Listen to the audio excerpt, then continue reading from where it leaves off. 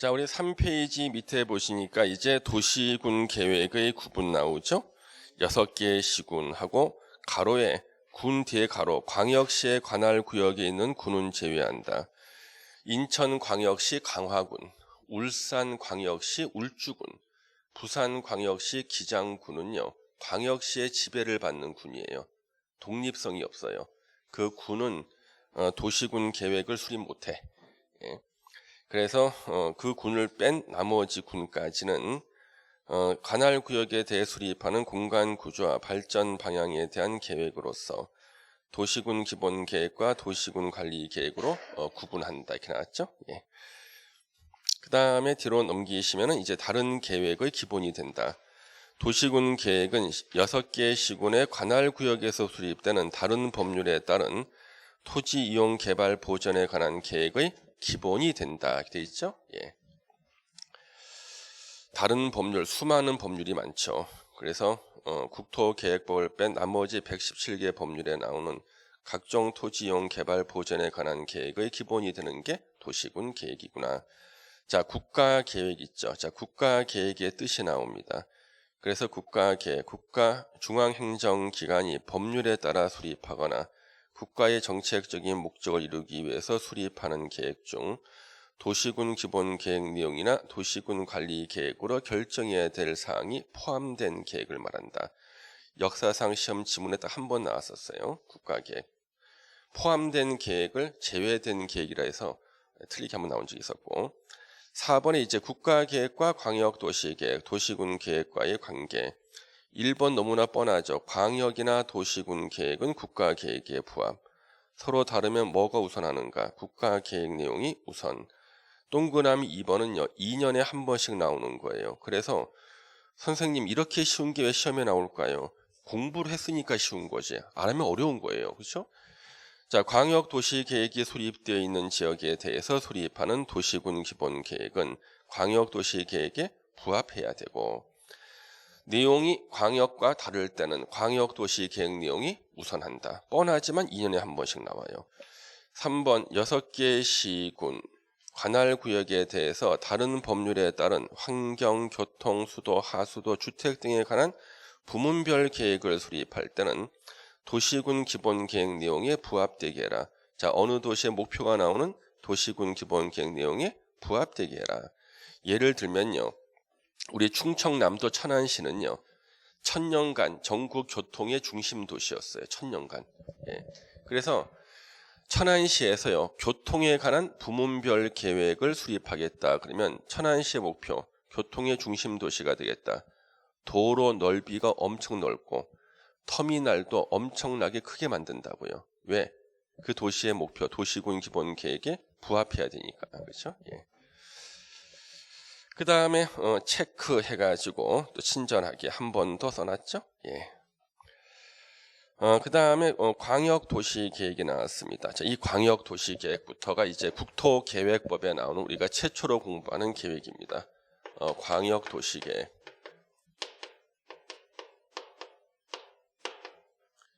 345일 남았습니까? 예.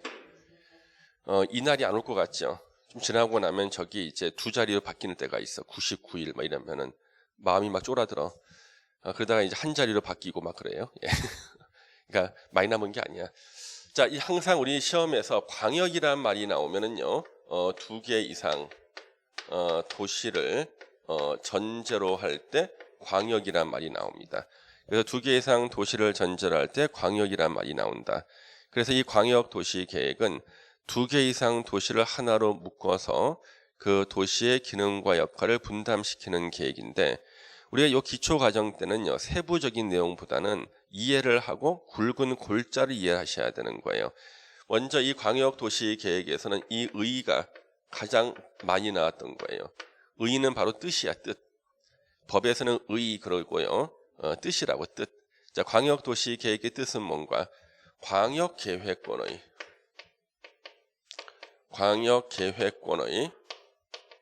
막연히 장기입니다.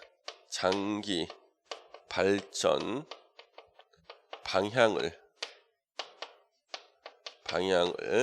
제시하는 계획을 말한다. 제시 하는 계획이다. 이 딱 한 줄밖에 없어. 한 줄을 아무리 읽어도 뜻이 이해가 안 돼. 광역계획권의 장기 발전 방향을 제시하는 계획을 말한다. 잘 이해가 안 됩니다. 그러면 참고로 시험에 안 나오지만 전국에는요. 광역도시계획이 10개가 수립돼 있어요. 10개. 규모가 제일 큰 것이 서울, 경기, 인천을 묶고는 수도권 광역도시계획이 규모가 제일 커. 서울, 경기, 인천에 있는 도시의 기능과 역할을 분담시키는 거예요. 그러면 기능 역할을 분담시키려면 도시가 서로 연결돼야겠네. 그래서 교통망이 중요해. 그래서 광역버스를 만든 거예요. 광역버스가 바로 수도권 광역도시계획에서 만든 거예요. 광역버스. 그래서 이 광역도시계획 중에서요. 10개 중에서 하여튼 큰 도시가 있으면은 그 주변에 몇 개를 묶어서 다 광역도시계획 수립했어요. 부산권 광역도시계획, 대구권, 그 다음에 뭐 전주권, 광주권 다 있어요. 그런데 가장 적은 도시가 묶여 있는 게 광양권이라고 있어요. 광양권 광역도시계획이 있습니다. 이거는 전라남도 광양하고요. 여수, 순천 3개 시를 묶어놓은 광양권 광역도시계획이 가장 작은 도시가 묶여 있는 거예요. 그러면 광양은 공업이 발전됐죠. 그래서 광양은 이 공업 기능이 발전이 된 거예요. 공업 기능. 여러분 여수하면 생각나는 단어가 뭐예요? 밤바다. 여수 밤바다. 근데 10년 전에는요. 여수하면은요. 화학단지가 생각나서 여수 화학단지 했다고요. 근데 지금은 여수 밤바다잖아요. 여수가 여수 엑스포를 통해서 관광도시로 바뀌었어요. 관광기능. 그 다음에 자연환경이 좋은 데가 순천이죠.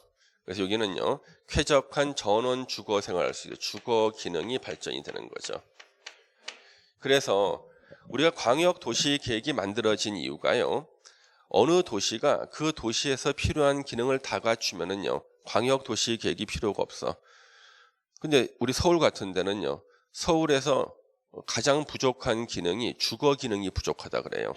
서울은 공업 기능, 상업 기능, 금융 기능 다 잘 갖춰져 있어요. 그렇죠? 그런데 서울에서 부족한 기능은 주거 기능이에요. 선생님, 전국에서 제일 비싼 아파트 다 서울에 있는데요. 그러니까 주거 기능이 안 좋은 거예요. 같은 값을 지불했을 때 더 좋은 집에서 살 수 있어야지 주거 기능이 좋은 건데 저 지방에서 50평대 아파트 사시던 분이요. 그거 팔고 서울에 왔더니요. 집을 못 사. 예, 못 사. 그래서 서울 외곽의 노원구 같은 데 가서 20평대 아파트밖에 못 사는 거예요. 그래서 이게 주거 기능 안 좋죠. 그러면 서울의 부족한 주거 기능을 만회하는 방법은 둘 중에 하나예요. 서울의 기능 하나를 포기해. 공업 기능을 포기하고 거기다가 다 공장 없애버리고 주택 지어버려. 그 대신에 공업 기능을 상실하게 되는 거죠. 이거 안 돼. 그래서 부족한 기능을 옆에 도시에서 빌려 쓰기 위해서요. 신도시를 건설합니다. 일산, 분당 신도시를 건설해가지고 일산에 사는 사람들은 바로 서울의 부족한 주거 기능 때문에 일산이나 분당에 간 거예요. 그 다음에 돈 벌려고 서울로 옵니다. 그렇죠? 서울의 상업 기능이나 공업 기능, 금융 기능 이용하는 거고 그 다음에 서울은 분당이나 일산한테 주거 기능을 빌려 쓰는 겁니다. 그래서 우리가 보통 일산이나 분당을 배드타운이라 그러죠. 배드신이 아니야. 배드타운 그럽니다. 그래서 잠만 자는 도시다 막 그러죠. 그래서 바로 기능과 역할을 분담시키는 겁니다. 그래서 일자리가 필요한 사람은 광양으로 가요. 관광이 필요하면 여수로. 쾌적한 전원 생활하고 싶다? 순천으로. 서로 기능과 역할을 분담시키는 것이 광역도시계획인데 그러면 광역도시계획을 수립하기 위해서 3개 시를 묶었죠. 묶은 것을 이걸 광역계획권이라 그러는 거예요. 광역계획권은 광역도시계획 수립을 하기 위해서 묶어놓은 것을 광역계획권이라고 한다. 서로 기능과 역할을 분담하면요. 이 도시가 장기적으로 발전하겠죠. 장기 발전 방향을 제시하는 계획을 말한다. 이게 시험에 가장 많이 나왔던 지문이고요. 근데 우리가 흔히 광역도시계획의 법적 성질을 말할 때요. 법적인 성질을 말할 때 광역도시계획은 비구속적이다. 비구속적 행정계획이다. 이런 말을 쓰는 거예요. 행정계획 이런 말을 씁니다. 이게 무슨 뜻이냐 그러면 이 구속적이라는 것은요. 효력이 미친다는 뜻인데 비구속적 그러면 효력이 안 미친다는 뜻이에요. 그래서 자, 이 광양권 광역도시계획을 봤더니 광역이 공업기능, 여수가 관광, 순천이 주거기능을 담당한다 그러는데 여기에 사시는 순천에 사시는 시민 한 분이 이 계획이 마음에 안 드는 거예요. 나는 순천시가 공업기능을 담당했으면 좋겠어. 그래서 이 광역도시계획은 순천이 공업기능을 담당하는 도시가 되기를 바라는 순천 시민 나의 권리를 침해했다 하고 행정소송을 제기하는 거예요. 이럴 때 법원이 뭐라 그러냐면 광역도시계획은 당신한테 효력이 안 미칩니다. 행정기관한테만 효력이 미치고 당신한테 효력이 안 미쳐요. 효력이 안 미치니까 당신의 권리를 침해할 가능성이 전혀 없습니다. 권리를 침해할 가능성이 없는데 재판의 대상이 되지를 않아요. 그래서 재판의 대상이 안 될 때는요. 부적법 각하하게 되는 거예요. 이건 행정소송의 대상이 되지 않는다. 그래서 부적법 각하. 부적법 각하를 하게 된다. 각하는 뭐냐면요. 재판의 대상이 안 될 때 재판을 열어주지 않는 것을 각하라 그래요. 근데 재판의 대상이 돼 재판했는데 원고의 청구가 이유가 없어. 원고 패소 판결을 청구 기각이라 그래요. 그래서 각하는 뭐야? 재판의 대상이 되지 않는다. 그러면 광역도시계획에 대한 대법원 판례는 하나밖에 없겠죠. 재판의 대상이 되지 않는다는 판례밖에 없어. 재판을 못해. 예, 너한테는 효력이 미치지 않는다. 효력이 미쳐야지만 권리를 침해할 텐데, 그렇죠? 효력이 안 미치니까 권리 침해 가능성이 없는 거예요. 그래서 우리가 재판에 소송의 대상이 되는 거는요, 권리 침해가 있어야 돼. 예, 권리 침해 있어야지만 소송의 대상이 되는 거예요. 예를 들어서 이런 거 있죠. 친구 2명이서 싸움이 붙었어. 싸움이 뭐냐 그러면 친구 집에 갔는데 친구가 이게 고려청자라고 자랑을 하는 거예요. 이 친구가 야 그거는 길에서 2만 원 주고 살 수 있는 거 아니야? 진짜 고려청자 막 싸움이 붙었습니다. 그러면 우리 법원에다가 물어보자. 누구 말이 옳은지 재판해 주세요. 이거 재판 청구하잖아요. 법원에서 부적법 각하시켜요. 재판의 대상이 안 되는 거야. 예. 그래서 부적법 각하는 재판의 대상이 되지 않는다. 행정소송을 제기할 수 없다. 그러면 우리가 행정심판이라는 게 있어요. 행정소송의 대상이 안 되면은 행정심판의 대상도 되질 않아요. 행정심판은 뭔가? 행정기관의 행위로 권리를 침해당했다고 주장하는 국민이 행정기관에다가 권리구제를 청구할 때 행정심판을 하는 거고요. 법원에다 권리구제 청구할 때는 행정소송을 하게 되는 거예요. 그래서 앞으로 저는 편의상 행정소송의 대상이 되지 않는다 그럴 거예요. 그러면 심판의 대상도 안 되는 거예요.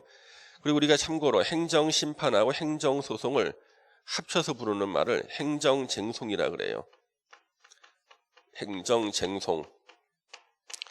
행정쟁송의 대상이 되지 않는다. 그런 것은 심판과 소송의 대상이 되지 않는다는 뜻이고요. 이때 이 쟁자가 다툴 쟁자를 써요. 송사송자를 써요. 이렇게 쟁송이라 쓰거든요. 예전에 8회 시험 때까지는 공인중개사 시험 문제 다 한문으로 나왔어. 8회 때. 그래서 학생들이 읽지를 못해서 시험 못 본다는 거예요. 저는 읽기가 너무 편해. 법대는 모든 책이 다 한문으로 돼 있거든요. 한글이 더 불편해. 그런데 공인중개사 시험이 8회 때까지는 한문으로 나와가지고 읽지를 못해서 시험 문제를 못 맞춰. 그래서 민원이 제기가 돼서 한글로 바꿨습니다. 예. 자, 쟁송 읽겠습니다. 다툴쟁, 그렇죠? 쟁송이에요. 그래서 광역도시계획은 일반 국민들한테 효력이 미치지 않는 비구속적 행정계획이다. 소송의 대상이 되지 않는다. 그러면 광역도시계획은요, 제일 먼저 나오는 게 광역계획권 지정이 나와요. 광역 계획권 지정이 나옵니다. 광역 도시 계획을 수립하는 대상 지역을 지정하는 건데요. 그럼 이 광역 계획권은 누가 지정하는가? 이게 핵심 문제죠. 자, 국토부 장관이 지정할 수도 있고요. 도지사가 지정할 수도 있어요. 이렇게요. 자, 국토부 장관은 언제 광역 계획권을 지정하는가? 광역 계획권이 2개 이상 시도에 걸치는 경우입니다. 광역 계획권이 2개 이상 시도에 걸칠 때, 그러면 서울특별시, 경기도, 인천광역시 3개 시도에 걸쳤죠. 이때 광역 계획권 누가 정했을까요? 국토부 장관이 정하는 거예요. 그 다음에 도지사는 언제 광역 계획권 지정하는가? 광역 계획권이 도의 관할일 때입니다. 광양, 여수, 순천은 어느 도 관할이에요?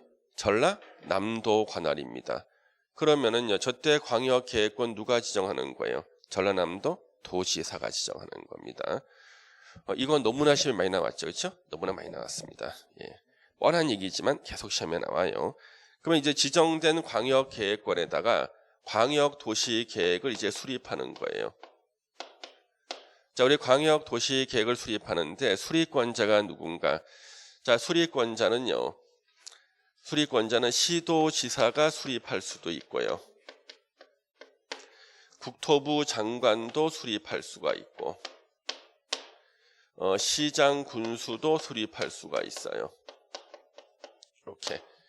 그래서 광역도시계획은 국토부 장관이 수립할 수도 있고, 시도지사가 수립할 수도 있고, 시장 군수가 수립할 수도 있다. 그래서 여기까지가 이제 우리 기초적으로 공부할 내용인데, 그럼 구체적으로 국토부 장관은 언제 수립하고 시도지사는 언제, 이런 것들은요, 우리가 기초 과정에서는 공부 못해도 괜찮아요. 기초 과정에서는요. 일단 이런 사람들이 수립권자가 된다까지만 공부를 하시는 거예요. 더 깊이 들어가면요, 우리 이런 거 있죠, 여러분요. 한날 내가 텔레비를 봤더니 10원짜리 동전 쌓기 시합이 있더라고요. 이 사람은 옆에 2등보다 2배를 쌓았어요. 더 이상 동전을 올리지 않아도 돼. 근데 괜히 하나 올렸다가 무너져가지고 꼴찌를 하는 거예요. 그래서 여기까지만 공부해도 괜찮은데 하나 더 하려다가 이게 다 무너져 버려. 그래서 항상 조심스러운 게 그런 거죠. 자, 그래서 일단 국토부 장관이나 시도지사나 시장, 군수가 수립할 수 있다. 이렇게 핵심을 기억하고, 혹시 힘이 남는 분은 언제 누가 하는가 한번 읽어보는 거야, 그냥. 야, 시장, 군수가 공동 수립할 수 있대. 언제? 같은 도의 관할 구역에 속할 때. 그렇죠? 그러면 저때 누가 수립하는? 광양, 여수, 순천, 시장 셋이서 공동 수립하겠네. 그렇죠? 둘 이상의 시도에 걸쳐 있을 때는 시도지사가 공동 수립. 도지사가 광역계획권 지정했는데 3년 내 수립해서 시장 군수가 승인 신청 안 했을 때는요, 기다리다가 지친 도지사가 수립.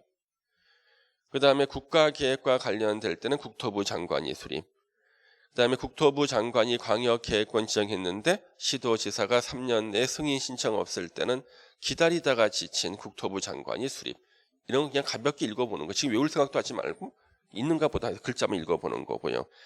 근데 국토부 장관하고 시도지사가 공동 수립하고 도지사와 시장 군수가 공동 수립하는 경우가 있다.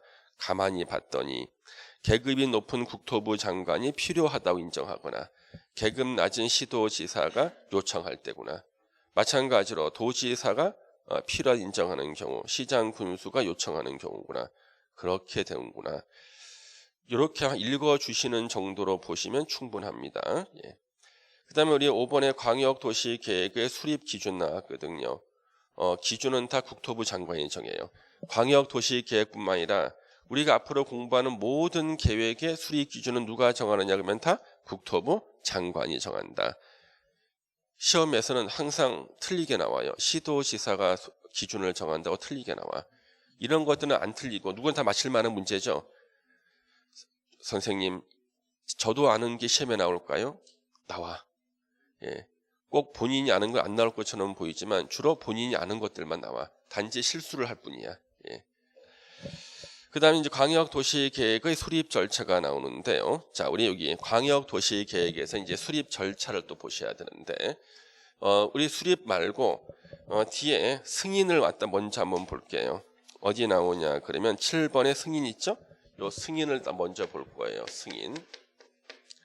승인은 도장 찍어주는 걸 승인이라 그래요. 수립한 사람이 가져와. 도장을 받으러 와야 돼. 도장 찍는 걸 승인이라 그래요. 승인은요, 국토부 장관이 승인권자가 될 수도 있고 도지사가 승인권자가 될 수도 있어요. 국토부 장관은 언제 승인권자가 되냐 그러면 시 도지사가 공동 수립했을 때, 시도지사, 서울특별시장, 인천광역시장, 경기도지사가 수도권 광역도시계획을 공동 수립했죠? 이걸 누구한테 들고 가야 돼? 국토부 장관한테 도장을 받아야 돼. 승인. 예.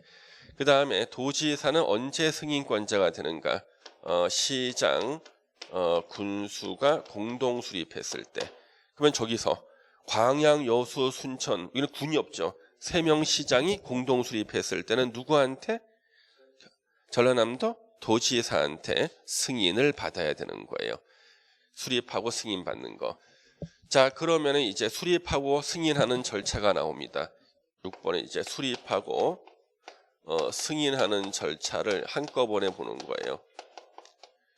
제일 먼저 나오는 게 기초조사라는 게 나와요. 기초조사 그래요. 이게 뭐냐 그러면 보세요. 광양, 여수, 순천의 인구는 몇 명이나 되고 기후는 어떤가, 경제적 사정은 어떻고 환경은 어떤가, 기본적인 자료를 조사하는 것이 뭐예요? 기초조사예요. 기초조사. 요 기초조사를 하고 나서 이제 공청회를 개최해요. 공청회. 공청회는요, 2개 부류의 사람이 나와요. 일이 생기면은요, 머리띠를 두르고 들어 눕는 사람들이 있습니다. 주민이라 그래. 주민. 저같이 입만 사는 사람 있죠? 전문가라 그럽니다. 전문가. 그래서 공청회는 주민과 전문가가 나오는 겁니다. 그래서 주민과 전문가의 의견을 듣는 게 바로 공청회입니다. 자, 이 공청회가 끝나고 나서는요, 의견 청취라는 게 나와요. 의견 청취는요, 누가 수립하느냐에 따라서, 수립권자가 누구냐에 따라서 의견을 청취하는 사람이 달라져요. 그래서 일반적으로 시도의회라든가 시장 군수라든가 이런 사람들의 의견을 들어요. 자, 의견 청취 끝나고 나면 이제 드디어 수립이야. 광역도시계획을 수립한 겁니다. 자, 수립으로 끝나는 게 아니에요. 도장을 받아야겠죠? 도장 찍어주세요 하는 것을 승인신청이라 그래요. 승인신청. 도장 찍어주세요. 그러면 이제 도장을 찍기 위해서, 승인하기 위해서 거쳐야 될 절차가 있어요. 관계 행정기관의 장과 협의하고 도시계획위원회 심의를 거쳐서 도장을 찍어요. 승인하는 겁니다. 승인. 이렇게 승인하고요. 도장 찍은 다음에 이것을 지가 갖고 가는 거 아닙니다. 승인하는 사람이요. 도장 찍고 돌려줘야 돼. 이걸 송부라 그래. 송부라 그래요.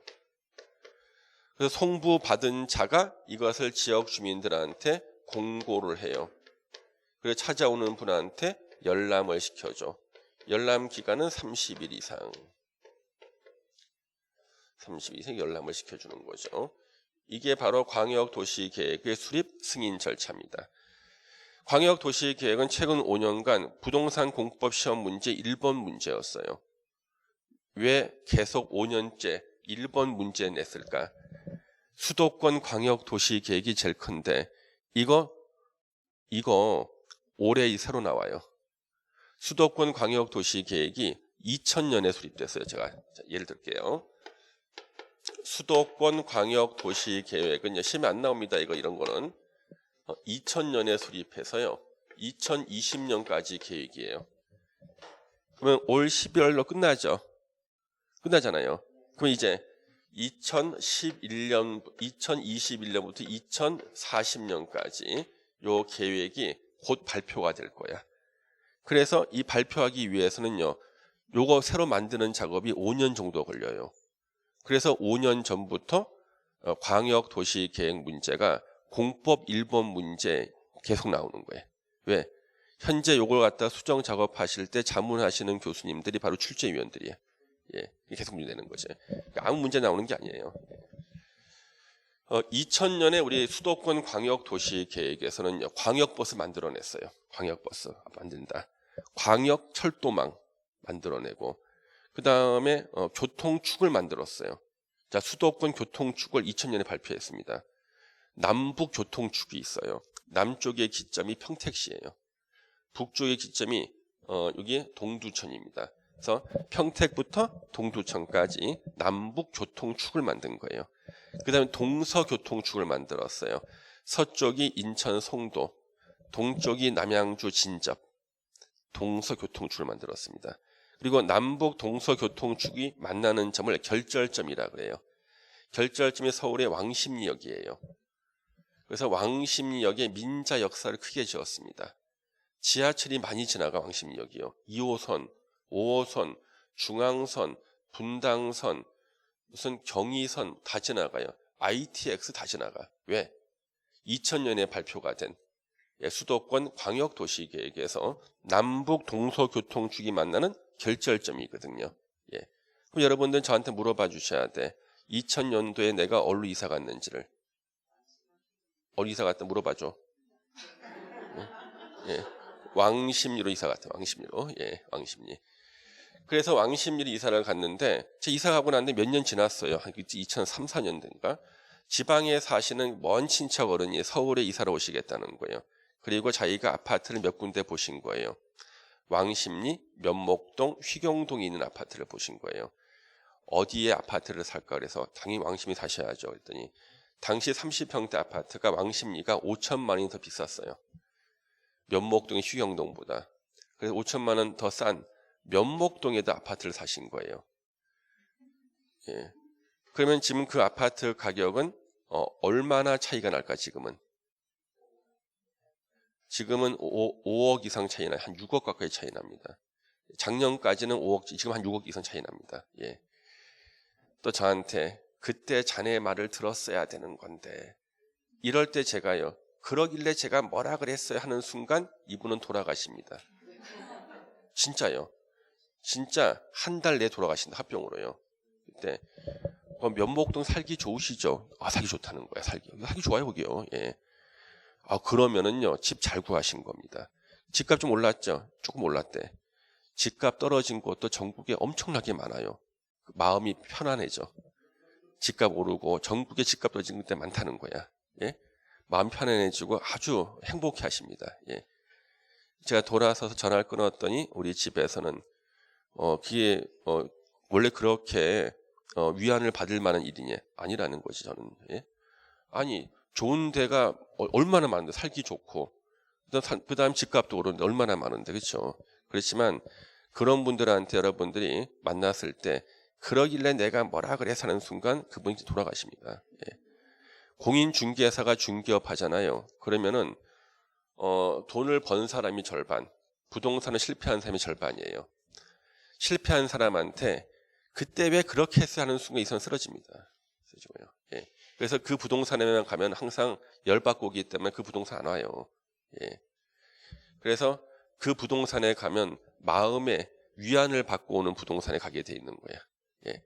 제가 지남이 샀다가 내가 한 2억 손해봤어요.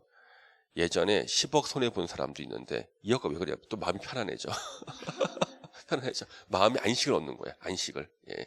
그래서 그 부동산이 잘 된다니까. 항상 모든 사람의 마음을 치유하고 싶은 그런 부동산이 돼버리는 거죠. 자, 그래서 우리 시험 범위에서는요, 이게 다 이제 시험 문제 되는 거예요. 수립 승인 절차 있죠? 자, 그러면은 여기서 한번 보세요. 기초조사 공청회 의견 청취를 거쳐서 수립하고, 승인 신청을 하면은 협의와 심의를 거쳐서 승인하는데, 자, 우리 만약에 국토부 장관이 승인한다. 누가 수립했다는 얘기예요? 시도지사가 수립했죠. 근데 여기 광역도시계획에 봤더니요. 광역도시계획 안에 도로를 뚫겠다는 거야. 2개 이상 도시를 지나가는 도로 뚫겠다는 말이 나왔어요. 그래서 이걸 국토부 장관이 승인하려고 봤더니 이 도로가 군사시설 옆을 지나가. 누구하고 협의를 해야 돼? 국방부 장관하고 협의해야 돼. 도로 설치를 하는 것이 계획에 들어가 있는데요. 도장을 찍으면은 이 도로가 국방부 장관님께서 관리하는 군사시설 옆을 지나가게 되는데요. 찍어도 될까요? 이게 협의야. 예. 협의가 됐어. 또 찍으려고 봤더니 이 도로가요. 문화재를 스치고 지나가네. 문화체육관광부 장관과 또 뭘 해야 되는 거야? 협의를 해야 돼. 통과됐어. 또 찍으려고 봤더니 이게 야생생물 보호구역을 지나가 도로가. 환경부 장관하고 협의. 학교를 뚫고 지나가네. 교육부 장관하고 협의. 이게 시간이 제일 오래 걸려요. 예. 그래서 자, 만약에 시도지사가 수립한다고 한번 가정해 볼까요? 시도지사가 수립을 한다 그랬을 때는요. 시도의회의 의견을 듣고 시장 군수의 의견을 들어 수립해서 국토부 장관한테 승인 신청하면 국토부 장관은 승인을 하기 전에 관계 국토부 장관은 중앙자가 붙어 중앙행정기관의 장과 협의해요. 중앙행정기관의 장은 쉽게 설명하면 장관이라고 생각하시면 돼요. 장관들이 다 중앙행정기관의 장이에요. 관계 중앙행정기관의 장과 협의하고 심의는 중앙도시계획위원회 중앙도시계획위원회의 심의를 거칩니다. 자, 중앙도시계획위원회는요. 국토부에 설치가 돼 있어요. 국토부에 설치가 돼 있고 중앙도시계획위원회 위원들은 다 국토부 장관이 임명해. 이 사람들은요. 중앙도시계획위원회는 국토부 장관의 중요한 권한 행사에 대해서 심의를 해주는 기관이에요. 근데 임명을 누가 한다고 그랬어요? 국토부 장관이. 반대할까? 다 지 친구들인데. 예. 그래서 심의는 별로 시간이 안 걸려. 협의가 시간 걸리는 거예요. 심의. 그러면 여기까지 제가 이렇게 설명을 드리고 넘어가잖아요. 그러면 듣긴 들었는데 다음에 시험을 볼 때 기억이 확실하지가 않는 거예요. 여기까지 설명을 드리면은요. 여기 이제 심의라는 말 나왔잖아요. 심의. 중앙도시 심의 나왔죠. 이 심의가 옛날에는 의결이었어. 옛날에는 의결이었는데 지금은 이제 심의로 바뀌었다고요. 옛날에는 의결이었다고요. 지금 심의로 바뀌었어. 선생님, 의결하고 심의의 차이가 뭡니까? 나는 이렇게 하고자 하는데 반대하시는 분 손 들어 보세요. 거의 다 반대하고 있는데 의견 잘 들었는데요. 그래도 저는 할래요. 이게 심의야. 예. 반대하시는 분 손 들어 보세요. 몇 분의 몇이 반대하네. 그러면 알겠습니다. 안 할게요. 이게 의결이야. 그러면 효과가 어느 게 더 강해? 의결이 효과가 더 강하지. 의결은 구속이 되는 거야. 의결 결과에. 그래서요. 우리나라에서 법에서 말이죠. 노동법이라는 법이 있어요. 노동법은요. 노동위원회 다 의결이라고 돼 있어. 왜? 몇 분의 몇이 반대하고 몇 분의 몇이 찬성하느냐에 따라서 파업을 하느냐 하지 않느냐 결정하는 거예요. 그렇기 때문에 책임 소재를 명확하게 해야 되거든요. 이건 다 의결이라고. 근데 우리도 예전에는 이게 의결이었다고요. 근데 이게 심의로 바뀌었거든요. 이거는 역사적으로 이런 사건이 있었습니다. 여러분들이 역사 지식을 테스트해 보겠습니다. 여러분 역사 지식. 제1공화국 대통령 누구였습니까? 이승만 대통령. 이승만 대통령 많은 오해를 받고 계신 분입니다. 이승만 대통령이 제1공화국 대통령이고 그러면 제2공화국 대통령은 누군가요? 누구요? 몰라요? 몰자가 성씨가 있나? 몰라요? 예. 이 공화국은요. 윤보선 대통령, 장면 총리. 내각 책임제였을 때는요. 내각 책임제는요. 대통령은 형식적인 대통령, 실권자는 총리가 갖고 있는 거예요. 그래서 장면 총리가 실권자. 형식적인 대통령은 윤보선 대통령인데 제1공화국하고요. 제2공화국 때요. 국무회의라는 게 있었어요. 국무회의. 여러분 텔레비에 보면 대통령이 가운데 앉아 있고 양쪽에 장관들 앉아 있어서 각종 심의하고 망치 때리고 이렇게 하잖아요. 이게 국무회의예요. 그런데 제1공화국하고요. 제2공화국 때는요. 국무회의가 의결기관이었어요. 국무회의가 의결기관이었습니다. 의결기관. 그래서 국무회의가 의결기관이었기 때문에 어떤 일이 있냐 그러면 자 법을 공부 안 하신 사학자가 이렇게 씁니다. 이승만 대통령은 굉장히 합리적이신 분이었다. 왜 그러냐 그러면은 국무회의에서 국무위원인 장관이 반대한다고 해서 자신의 뜻을 접었다 그러는 거예요. 이게 합리적인 게 아니라 그때는 국무회의가 의결기관이었기 때문에요. 일정 수 이상의 장관이 반대하면 대통령이라도 결정을 못하는 거였어요. 그때 가장 이제 반대를 많이 하신 분이 누구냐 그러면요. 이범석이라는 분이 계세요. 이범석 국무장관. 이범석 국무장관. 그 다음에 법무부 장관 중에서요. 예전에 김병로 장관님 계십니다. 김병로 법무부 장관입니다. 이범석 국무장관. 이 두 분은요 아주 존경을 받는 분이었거든요. 털어도 먼지 안 나오시는 분. 특히 원조 대쪽으로 불리신 분이 법무부 장관 김병로 장관님이세요. 이분은 진짜 대쪽이야. 털어도 먼지 안 나와. 예. 그 김병로 장관의 손자가 누구냐 그러면 요즘에 뉴스에 많이 나오시는 분이네요. 김종인 씨라고 지금 무슨 당 비상대책위원회 분이죠. 김종인 씨 할아버지가 김병로 장관이에요. 예. 그래서 이 김병로 장관님이요 한 번 반대를 하잖아요. 다른 장관들이 다 따라서 반대를 하는 겁니다. 그래서 의결이 안 돼. 그래서 이승만 대통령이요 제일 싫어했던 사람이 바로 이 김병로 장관입니다. 의결이 안 되는 거예요. 그래서 혹시 여러분들 국가안전보장회의란 말 들어봤어요? 국가안전보장회의. 나라에서 큰일 생겼을 때 청와대에서 국가안전보장회의를 갖다 개최하거든요. 국가안전보장회의는 헌법에 나오는데요. 거기 참석자 명단은 참석하는 기관의 장은요 법률로 정하는데 국가안전보장회의를 이승만 대통령이 만들었거든요. 제1공화국 때. 참석자 명단, 국무장관, 그 다음에 무슨 부 장관 타해. 근데 딱 한 명은 빼놨어요. 법무부 장관은 빼놨어요. 그래서 국가안전보장회의에 참석자 명단에는 딱 한 명이 빠져 있어요. 법무부 장관은 참석 못하는 거예요. 그래서 그 전통이요 계속 이어져 내려와.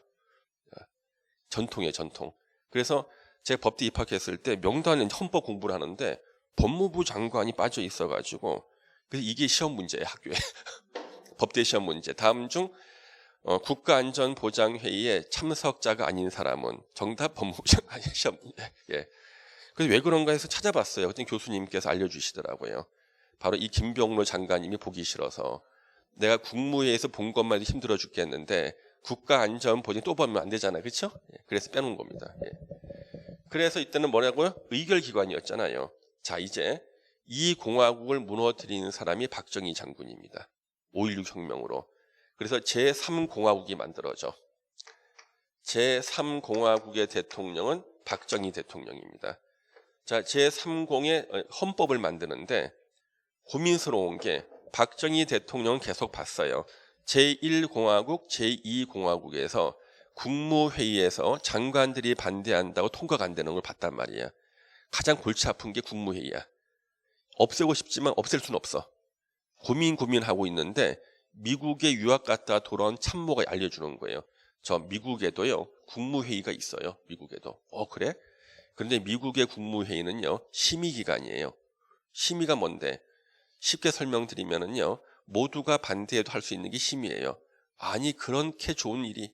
그래서 제3공화국 헌법부터는요 국무회의가 심의기관이 된 거예요. 심의.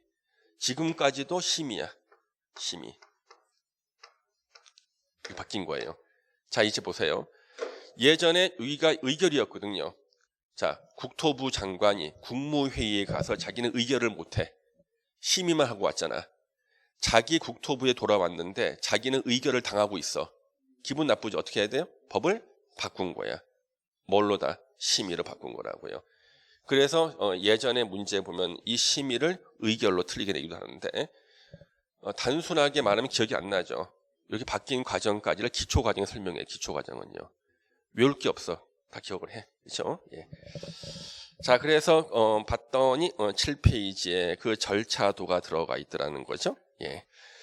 그다음에 여기 왼쪽에 광역 도시 계획의 이제 조정이라는 게 나와요. 조정 나오는데 조정 보기 전에 그 앞에 가서 우리 공청회를 한번 좀 보겠습니다. 기초조사 공청회 한번 볼게요.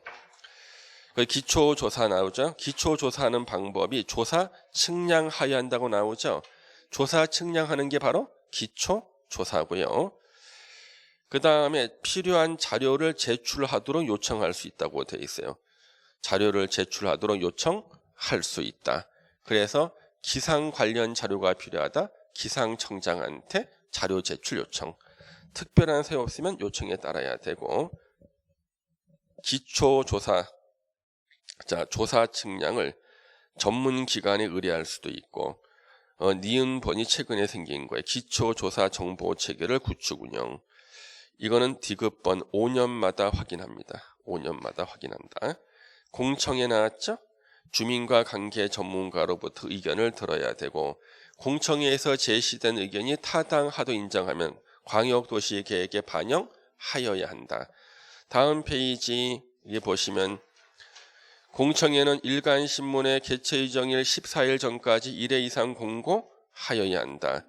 개최단이 광역계획권 단위로 개최, 필요했을 때는 광역계획권 수개 지역으로 구분 개최할 수 있고, 이런 것들은 제가 굳이 읽어드릴 필요도 없어요. 여러분 읽어볼 것이 같이 한번 보는 겁니다. 그냥. 그러면 우리는 동그라미 3번 주재자가 이제 시험에 함정이 되겠죠. 공청회는 국토부 장관, 시도지사, 시장, 군수가 주재하는 게 아니야. 지명하는 사람이 주재하는 거예요. 그래서 시험엔 틀리게 나오겠죠. 국토부 장관, 시도지사, 시장, 군수가 주재한다. X. 지명하는 사람이 주재하는 거예요. 예. 의견 청취는 그런가 보다 읽어보고, 그 다음에 3번에 의견 제시기간 나와요. 며칠 내 의견을 제시하는가? 30일 내. 관계 중앙행정기관의 장에 협의를 거친다 그랬을 때 협의의 상대방인 관계 중앙행정기관의 장은 며칠 내 의견을 제시해야 되는가? 다 30일. 국토계획법에서 나오는 의견은 다 30일이야. 통일돼 있어요. 8번의 조정은 뭔가? 자, 광역도시계획을 공동 수립하는 시도지사가요. 내용에 대해서 서로 협의가 안 돼. 서울특별시장, 경기도지사, 인천광역시장이 서로 협의가 안 돼. 왜 안 되는 거 봤더니 광역버스가 서울에 들어올 때 인천광역시장하고 경기도지사는 전용 차선을 타고 강남역까지 들어오기를 원해. 그러면 서울은 교통체증이 시달릴 거 아니에요. 이거 반대 서울시장이. 이럴 땐 어디로 가야 되느냐. 국토부 장관한테 공동 또는 단독 다 같이 가거나 아니 한 명만 가서 단독으로 누구 말이 옳은지 판단해 주세요. 조정을 신청할 수 있다. 공동으로 수립하는 시장 군수는 내용에 관해 서로 협의가 안 되면 이제는 공동 또는 단독으로 도지사에게도 조정 신청할 수 있고, 시도지사는 누구한테? 국토부 장관한테. 시장 군수는 누구한테? 도지사에게 조정 신청할 수 있고, 협의 공고 보세요. 국토부 장관은 단독으로 한 명만이 온 거야. 단독으로 조정 신청을 받았을 때는 나는 이 말만 듣고 판단해 줄 수 없다. 다시 한번 협의해봐라. 협의를 권고할 수 있다. 그렇죠? 예. 직접 조정할 수도 있고. 예. 자, 이런 것도 한 번씩 읽어보시면 되고요. 자, 오른쪽에 보세요. 광역도시계획의 특징. 국토종합계획보다는 하위 계획이다. 도시군 기본계획보다는 상위 계획이다. 비구속적 행정계획, 행정심판이나 소송의 대상이 되지 않는다. 재검토한다는 말이 없어요. 뒤에 도시군 기본계획과 도시군 관리계획에서는 5년마다 재검토한다는 말이 나와요. 여기는 5년마다 재검토한다는 말이 없다는 게 시험 문제지. 광역계획권 지정의 효력을 상실시키는 실효제도가 없다. 이건 나중에 공부하다 보면 이걸 왜 제가 써놨는지 알게 돼요. 광역계획권 지정의 효력을 상실시키는 실효제도는 존재하지 않는다. 이런 식으로 요 정도는 우리가 기초과정 때 공부하잖아요. 사실상 웬만한 문제 이 정도 다 맞춰요. 그런데 조금 더 세부적인 내용들은요, 우리 공부를 진행하면서 살을 붙여가면 됩니다. 제일 중요한 것은 개념을 이해하는 거예요. 누가 물어봐. 광역도시계획이 뭔지 설명해봐. 2개 이상 도시를 묶어서 그 도시의 기능하고 역할을 분담시키는 건데, 의의는 광역계획권의 장기 발전 방향을 제시하는 계획을 말한다 그러고, 제일 먼저 나오는 게 광역계획권을 지정하는 게 제일 먼저 나온다. 지정된 광역계획권에서 계획을 수립하는 사람이 수립권자, 그 다음에 도장 찍어주는 사람이 승인권자다. 그래서 시도지사가 수립했을 때 국토부 장관한테 승인받고, 시장 군수가 수립했을 때 도지사한테 승인받는다. 절차는 기초조사 공청회 같은 것을 거쳐서 수립하고, 승인할 때는 협의심이 거쳐서 승인하더라. 이 정도 간략하게 말해줄 수 있으면 공부 다 한 거예요, 사실요. 이 다음에 공부를 하면서 살만 조금씩 붙이면 되는 거예요. 중요한 것은 개념과 뼈대예요. 개념과 뼈대. 공법은요, 요만한 조문까지 자세히 다 보려고 그러면 절대 여러분들은 1년 내 공부 못해요. 한 20년 걸려요. 예? 이 절대 안 되는 거예요. 요만한 것들 보면은요. 그래서 개념과 핵심적인 골자를 공부하시고, 책을 여러 번 보다 보면은 나중에 점점 살이 달라붙어 가지고요, 어떠한 문제나 다 맞히게 되는 겁니다. 근데 어떤 분들은 이런 분들이 있어요. 자기는 광역 도시 계획을 완벽하게 공부하기 전에는 다음으로 안 넘어가겠대. 1년 내내 여기서만 있는 거예요. 안 돼. 우리가 흔히 말하면 스킵이라고 해야 돼. 스킵. 공법은 스킵을 잘해야 돼. 뛰어넘기. 왜? 이 페이지가 이해가 안 되면 자기는 다음 페이지 안 넘기겠다는 거야. 이 페이지에 대한 설명이 다음 페이지에 있어. 그게 안 되는 거예요. 넘어가야 되는 거야. 공법의 특징이 뭐냐면, 저 뒤에 나오는 내용이 앞에 제목이 먼저 나와버려요. 예. 그러면 이거 지금 이해 안 되죠? 공법 끝까지 다 보고 난 다음에 다시 돌아오면 이해가 되는 거예요. 그래서 두 번째 읽을 때부터 이해가 되는 게 정상이라고요. 처음 볼 때는 처음 볼 때 이해되는 것만큼 이해를 하시고, 끝까지 농지법까지 공부 다 한 다음에 다시 돌아와서 보면 이 내용이 저 뒤에 설명이 있거든. 바로 그거구나 알 수가 있는 거예요. 그래서 절대 여기를 철저하게 공부해서 한 글자도 안 빼놓고 외우겠다. 이거 절대 안 돼. 그래서 처음 할 때는 전체 내용의 한 50% 정도만 이해를 하고 머릿속에 넣고, 두 번째 읽을 때 70%, 이렇게 늘려나가는 거예요. 같은 거예요. 그런 식으로 하셔야 되는 겁니다. 그래서 이 공법의 공부 방법은 제가 하는 대로 따라오시면 돼요. 절대 어느 한 부분을 파고들면 절대 안 돼. 처음에 한 부분 파고든다. 본인의 무덤을 파는 거야. 이거는 절대 안 되는 거예요. 그래서 처음 한 번 볼 때는 전체 내용이 한 50% 정도, 두 번째 볼 때는 조금 더 추가해서 70% 보고 80% 이런 식으로 늘려나가는 거지, 어느 한 부분을 갖다가 샅샅이 판다 절대 안 됩니다. 예. 잠시만 쉬었다가 이제 도시 기본 계획 보겠습니다. 예.